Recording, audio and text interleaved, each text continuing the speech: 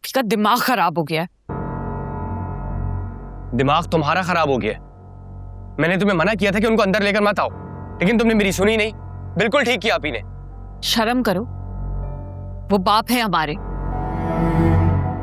आपी ने जिस बेइज्जती से उनको घर से बाहर निकाला है और तुम उनकी। अच्छा, बाप ये है तुम्हारे बाप? जरा बताओ, कोई एक दिन भी बताओ ना, याद दिलाओ मुझे, जिस दिन इन्होंने तुम्हारी और साइम की कोई भी जिम्मेदारी पूरी की हो। दिलाओ याद मुझे। बिल्कुल ठीक कह रही हैं आपी। या तो अम्मी ने हमारी जिम्मेदारी उठाई है या फिर आपी ने। अपनी पढ़ाई छोड़ दी इन्होंने, जगह जगह जाके जॉब्स की, अच्छे बुरे हालात में हमारे लिए धक्के खाए। आज इन्हीं की वजह से हम दोनों जिंदा हैं।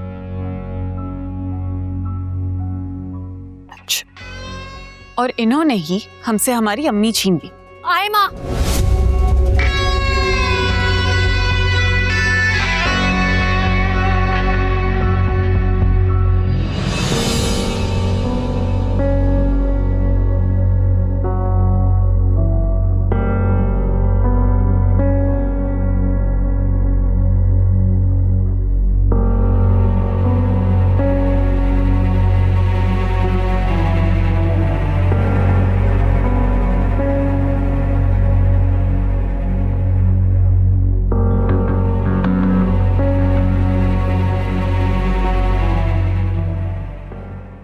कहाँ रह गया ये नवाब का बच्चा?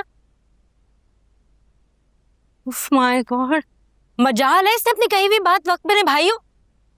मुझे कहा तैयार है ना, आधे घंटे में आ रहा हूँ। अरे 3 घंटे होने को आए, आना भी है या नहीं?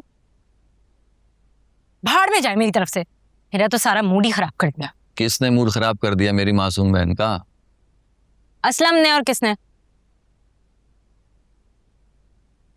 वैसे वो क्या इस काबिल है कि उसके लिए तुम अपना मूड खराब करो? बात तो आप बिल्कुल ठीक कह रहे हैं, वो मेरी जूतियों के काबिल जरूर है, लेकिन मैं तो वो भी मुफ्त में ना मारूं उसे।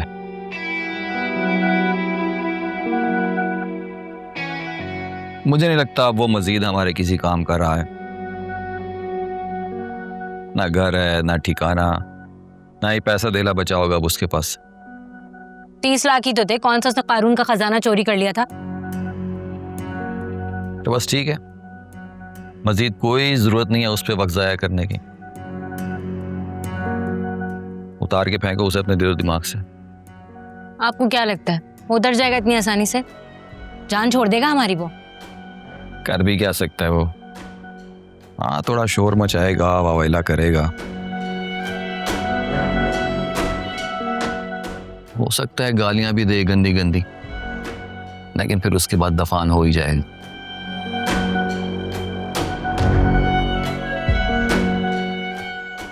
मुझे लगता है आप ठीक कह रहे हैं, मुझे अब इस कंगले से जान छुड़ा लेनी चाहिए। तो बस ठीक है, अब अगर आता भी है ना तो ज्यादा मुंह लगाने की जरूरत नहीं है।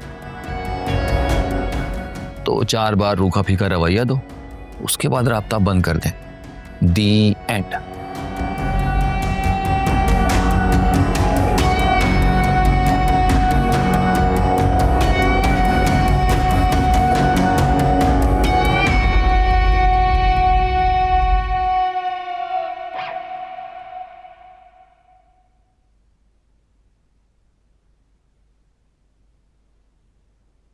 आई एम सॉरी रोशनी, मेरा मकसद तुम्हें स्ट्रेस देना या परेशान करना नहीं था। मेरी माँ के बाद शायद पहली दफा कोई मेरे लिए मेरे हक में खड़ा हुआ है।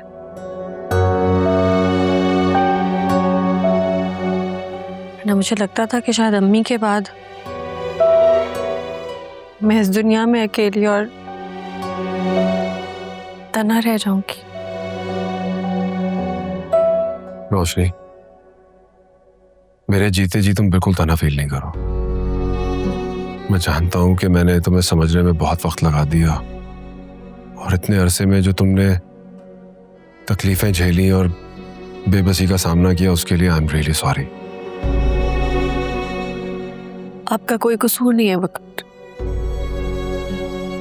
गलती तो उस शख्स की है जिसने मेरे और आपके बीच में सारी मिसअंडरस्टैंडिंग्स पैदा की है। हमेशा मेरा बुरा चाहे और आज भी बड़ी ढिठाई और बेशर्मी से मेरे सामने खड़ा था। कौन? साकिब? मेरा बाप। फिर आए थे मुझसे मिलने, मुझे दोबारा इमोशनली ब्लैकमेल करने। क्या? उसको अंदर किसने आने दिया? मैंने आयमा और साइम को भी मना कर दिया और गार्ड्स को भी कह दिया कि आइंदा ये इस घर में कभी ना आए। मुझे इनकी शक्ल कभी नहीं देखनी। एक तो मेरी यह समझ में नहीं आता कि उस घटिया शख्स के लिए आयमा तुमसे क्यों लड़ रही है। जरा सी अकल नहीं है। आई एम सॉरी, मैं लेट हो गया घर आने में, वरना उसका वो हशर करता कि अपनी टांगों पे वापस न जाता।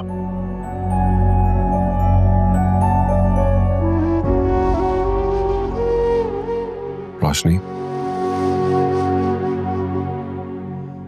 उस शख्स ने जो तुम पर बहतान लगाया ना, वो मैं कभी नहीं भूल सकता। और शुक्र है मैंने उन बातों पे कोई गलत डिसीजन नहीं लिया, वरना मैं सारी जिंदगी अजाले का मौका नहीं हासिल कर सकता था।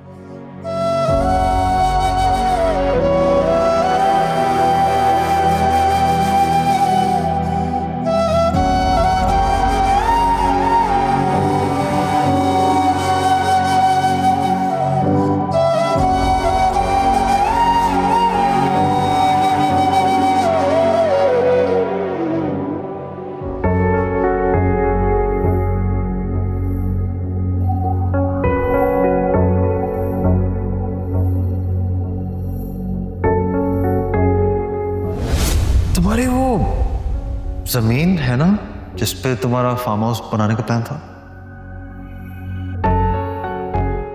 हाँ, मैं तो बिल्कुल भूल ही गई उसे।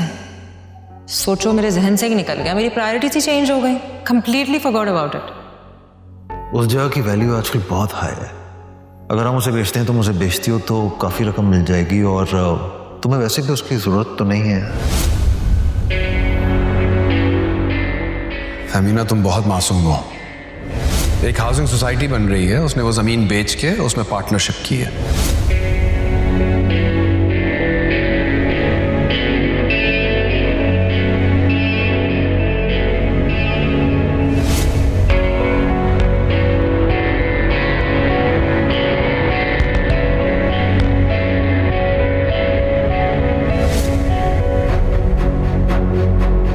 क्या ये वही लड़की है जिसे मैंने आलियान के साथ देखा था?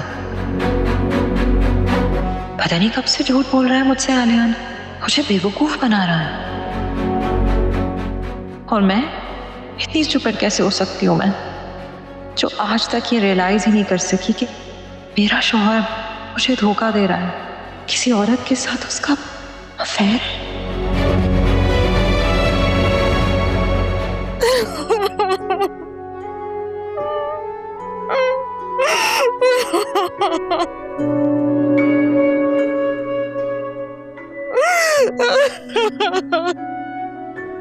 फहमीना, क्या हुआ है? फहमीना, क्या हुआ है? तुम्हें रो क्यों रही हो? फहमीना, क्या हुआ है? फहमीना, क्या? फहमीना,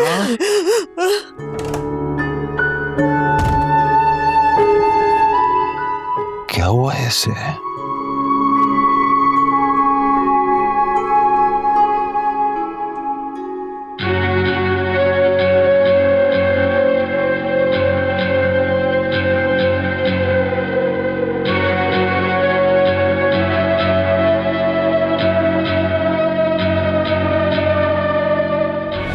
रोशनी के बगैर तुम्हारी अपनी तो कोई पहचान है नहीं, लेकिन फिर भी उसके मुंह से रोशनी के खिलाफ तज़ीक भरी बातें उसी के घर में खड़े होकर करने वाली तुम जैसी एहसान फरामोशी हो सकती है। और हां, वो जो लड़का है ना, उससे तुम्हारा जो भी ताल्लुक है उसे अपनी हद तक महदूद रखना। उस दिन तो मैंने रोशनी की वजह से उसे बर्दाश्त कर लिया। नेक्स्ट टाइम अगर वो मेरे घर में आए तो धक्के देके बाहर निकलवाऊंगा।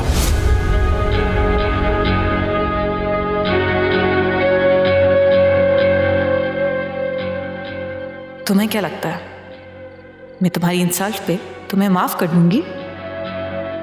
ये कर्ज तो अब बढ़ता रहेगा और इसका बदला मैं तुम्हें सूद समेत चुकाऊंगी। तुम देखते रहो बस।